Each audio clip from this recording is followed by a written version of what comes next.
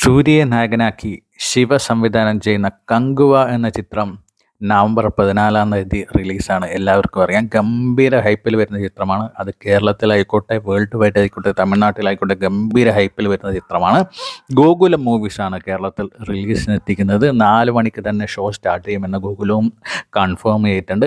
ഇപ്പോൾ ചിത്രത്തിൻ്റെ pre booking തകർത്ത് വാരിക്കൊണ്ടിരിക്കുകയാണ് കേരളത്തിൽ. 12 തീയതി നൈറ്റ് വരെ നമുക്ക് കങ്കുവയ്ക്ക് ഇതുവരെ പ്രീ സെയിൽ ബുക്കിംഗ് വന്നിരിക്കുന്നത് 1,50,00,000 മേലെയാണ്. 1,50,00,000 മേലെയാണ് ഇതുവരെ കങ്കുവയ്ക്ക് 12 തീയതി നൈറ്റ് വരെ വന്നിരിക്കുന്നത്. അതായത് ഇന്ന് 13 തീയതി ഫുൾ ഡേ ബാക്കിയുണ്ട്, നാളെ രാവിലെ ബാക്കിയുണ്ട്. ചിത്രം തുടങ്ങുന്നത് വരെ എന്തായാലും ചിത്രം ഒരു 5 കോടിക്ക് മേലെ ഇനീഷ്യൽ പോകും എന്നുള്ള കാര്യം ഷുവറാണ്.